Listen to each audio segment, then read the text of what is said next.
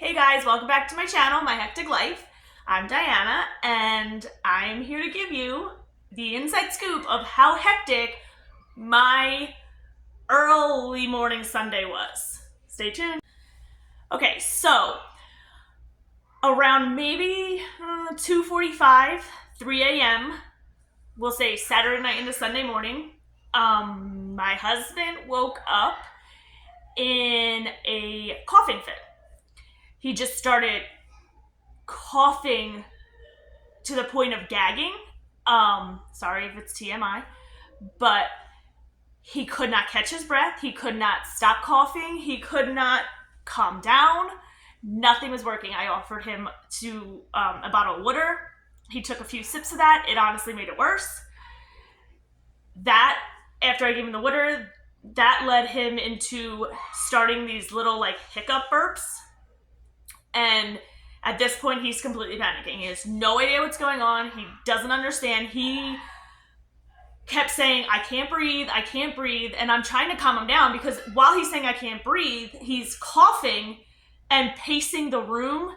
He even opened our bedroom door and he started pacing throughout the house. He paced around the living room, the kitchen. He's pacing because he's panicking. He cannot catch his breath. So he's panicking. He doesn't know what's wrong. So he's pacing the living room.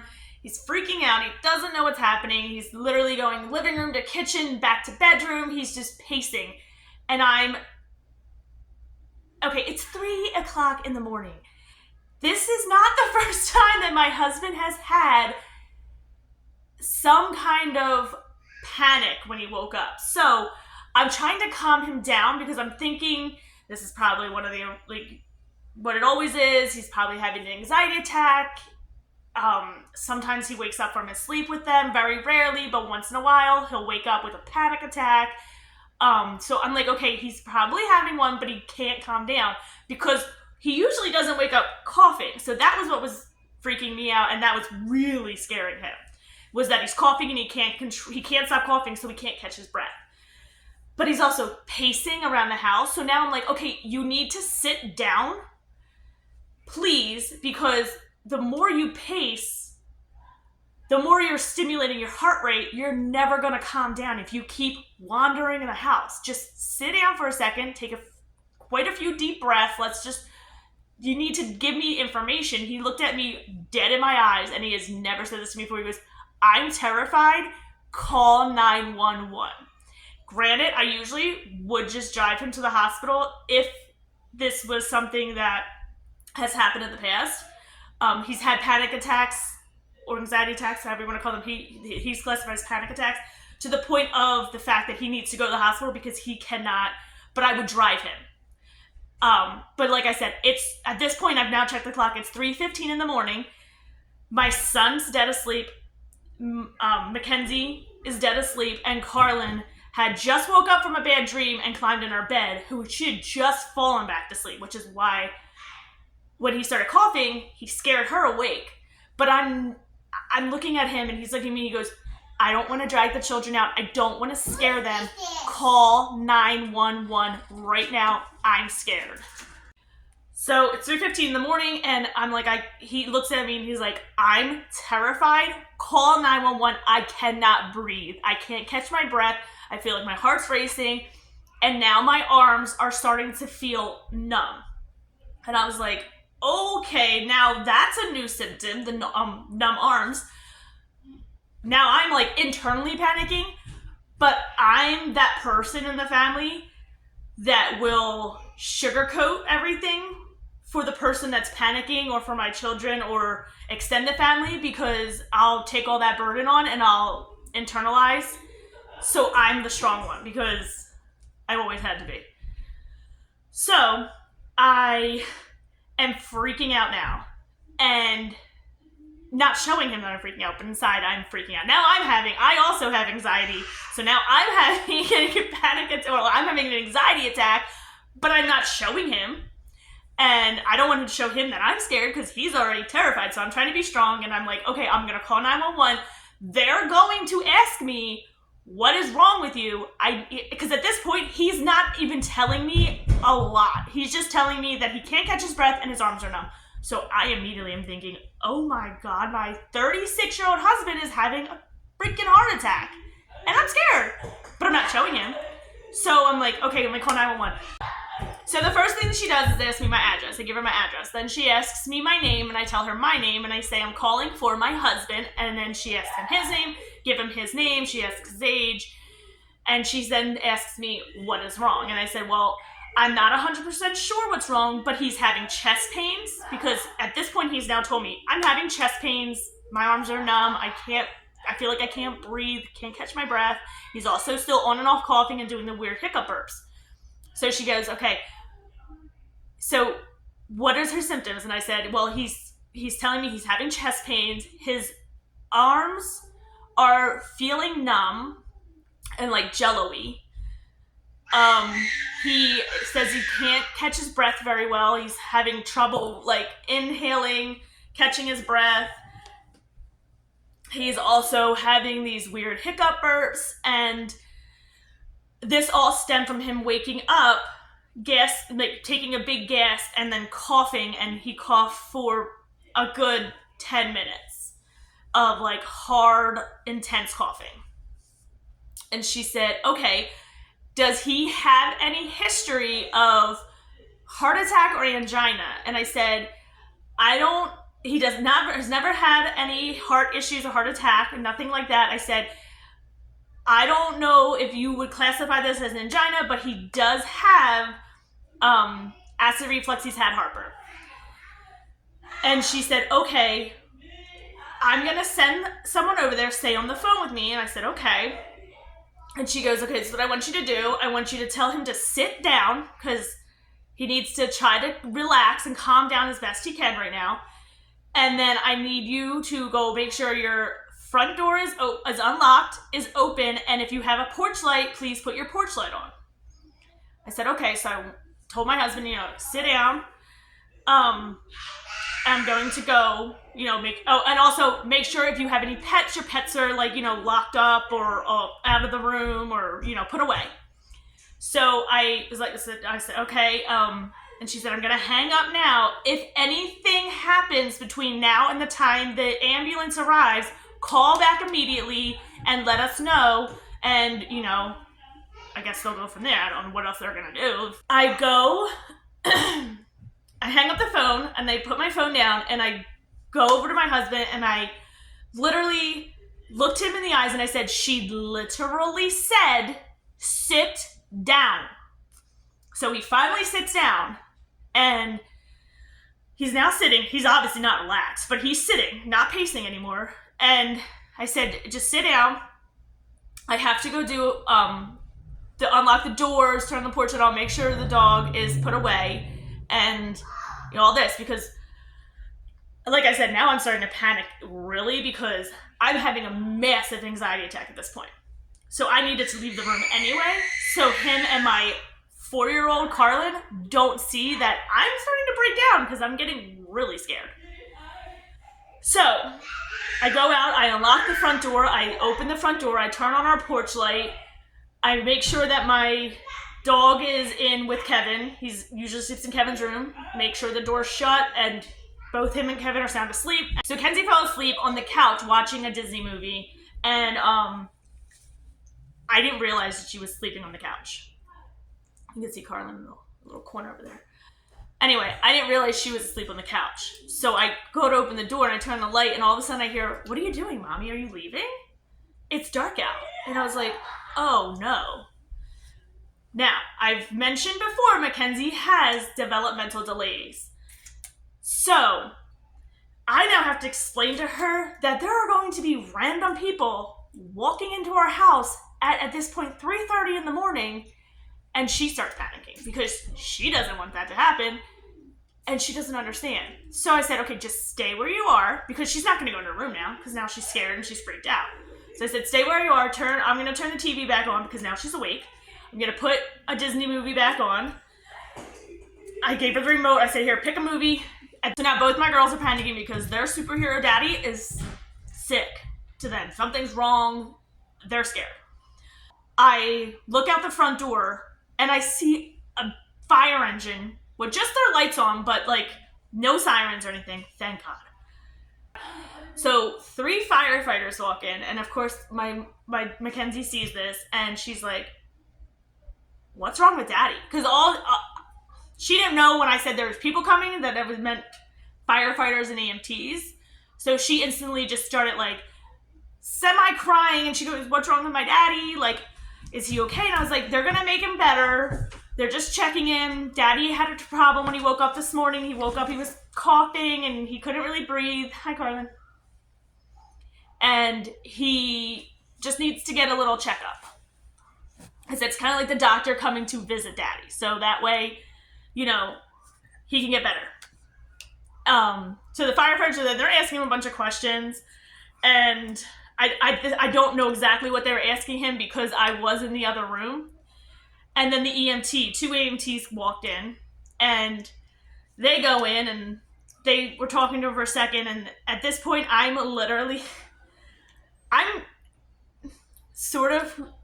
trying to hold back tears, but I can feel this like well in my throat forming, and I'm like, okay, I can't cry because my kids are both right here and they're gonna panic, and I don't want to show them.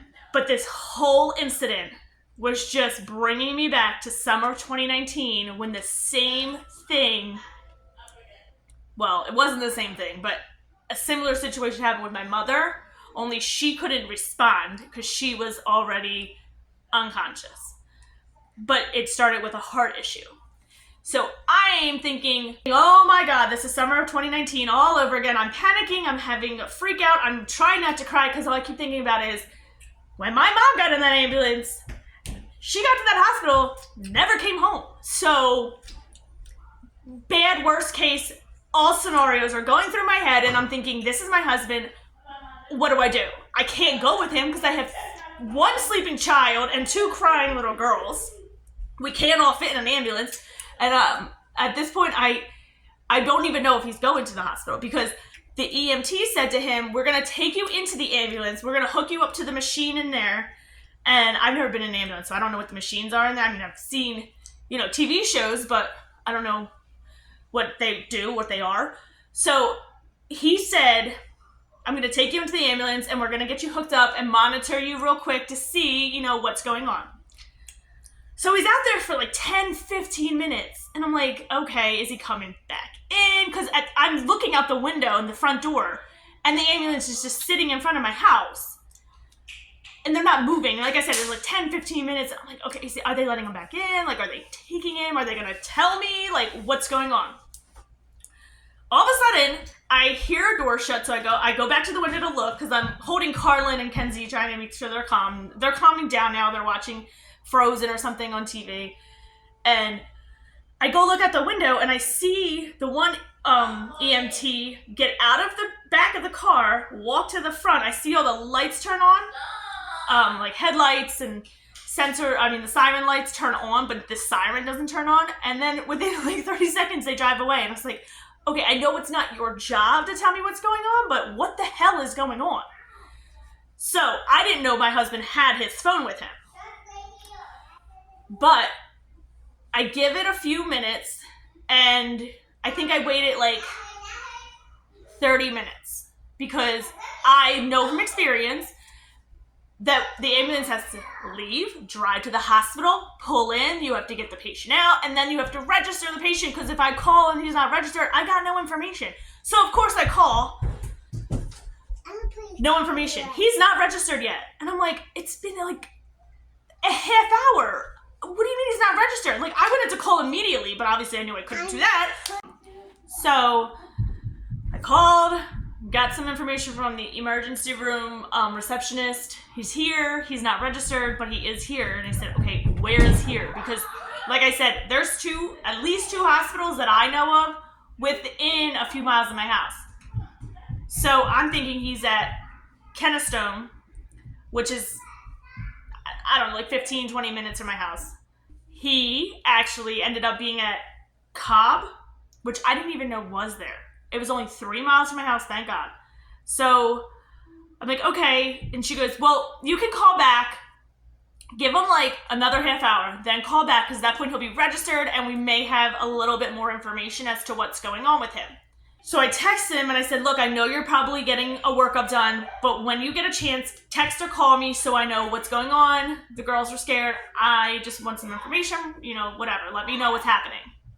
Like, again, I'm not telling him I'm scared. I'm just I told him the girls were worried and just, because they were awake when it happened. So he texted me back, probably like 10 minutes later, texted me, I'm okay. And I was like, okay, what do you mean you're okay? You just got taken by ambulance to the hospital. Something must be wrong. So he calls me and goes, they just took blood samples. They're going to run some tests. They have me hooked up right now to an EKG machine or EEG machine, whatever. And, they're, monitoring me, and just so far there's nothing coming up on the heart machine. Like, it's coming up completely normal. There's nothing wrong according to the machine. But they want to run blood tests because sometimes things could look fine on the machine and there could be something else that isn't getting picked up. I said, okay, keep me updated. He goes, look, try and get the girls to go back to sleep. Try and get some rest. I'm probably going to be here for a few hours. Okay, sounds good. So I get Carlin back to sleep. I try to go to sleep for a little bit because he told me to.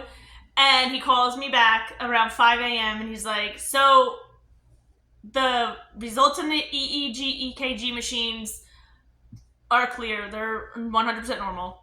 He goes, after the 5th, actually it was probably closer to like 6:30. He goes, after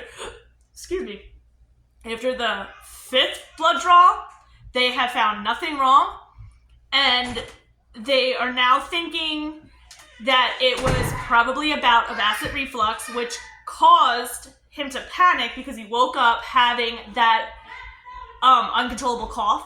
So it caused a panic, and one thing led to another, and that's what made him feel like he was having a heart attack or couldn't breathe. So it all was a stem of it was basically a panic attack brought on by a bout of acid reflux or heartburn, I should say, that was causing him the feel of the pain in his chest and his arms going numb. That was all caused by the reflux/heartburn.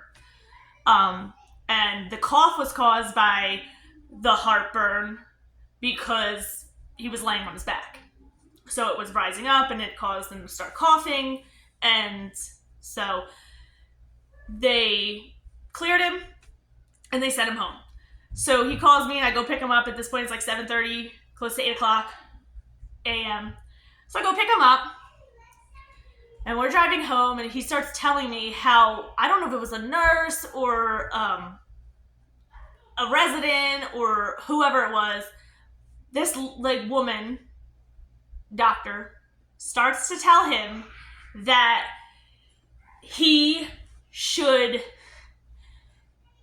first of all, burgers and fries are a bad idea for dinner because it's heavy and you shouldn't eat something like that at dinner time. That's more of a lunch. And I'm thinking in my head, like, I literally eat burgers and fries for dinner whenever. Like, I don't eat them a lot, but like, that's usually a dinner for me. That's not a lunch for me. I eat small lunch. That's a big lunch. That's a dinner to me. I've never had this problem. This lady's crazy. She then proceeds to tell my husband that he should also not eat after 3 p.m. I'm sorry. What time do you eat dinner? Because around here, we're eating dinner between 4:30, depending on what we're doing that afternoon, and like 6:30. Depends on what I'm cooking, what's going on in the house, where we're at, if we're home. Like, last night we got home, we ate dinner at like 8 o'clock because we had to go somewhere, and by the time we got home, it was late. 3 o'clock? 3? Are you crazy? My husband said he tried not to laugh in her face. Like, what? Sometimes that's lunchtime around here, depending on what's going on. So, what? So we were having a good laugh about that in the car. And like I said, he's feeling great now. He's all better. He's coming home, he's laughing about this 3 o'clock thing and not to eat burgers and fries for dinner because it's too heavy. I'm like, well, what about spaghetti and meatballs? Like, what about lasagna or ziti? Like, me and him started rambling off all these dinners that we've made throughout our entire marriage of what, I'm like, we're Italian. Like, we eat heavy things. So we're laughing about that. We finally get home. And like I said, he went in at he woke up at 2:45, 3 o'clock with this issue. So he hadn't slept this whole time because while he was in the hospital, they just kept poking him and prodding him and putting him on this machine and that machine. And so he never got a chance to really sleep. And he's telling me some more about, he shows me his arm and he has like this huge bruise like up here on his arm from them tying off the rubber band thing to draw his blood. He's got a huge bruise in his in the bend of your elbow where they put the needle to draw the blood. He said he felt lightheaded after they took the last blood sample because they were taking like 8 or so vials at a time. He's like, I felt like I had just literally given blood. Like, I was lightheaded. All I wanted to do was eat something. I wanted to ask the lady for burgers and fries as a joke or as a seriousness because I'm starving and they're taking all my blood. Like, I'm about to pass out here. So he ended up being okay, thank God. But it was crazy how he literally just woke up and this whole thing from 2:45 in the morning till about 8 o'clock when I brought him home was just like craziness. But then we came home and, he ended up sleeping for a while. And my husband is not a huge sleeper either. So like he could sleep for 2 hours and be like wired and good for the whole day. Like it's crazy. Like he'll sleep for 2 hours and go to work and work for 16 hours and then come home and do it again. So went to bed, went to bed, woke up, and then I think that's when we did some breakfast. I made like cinnamon buns and bacon for him.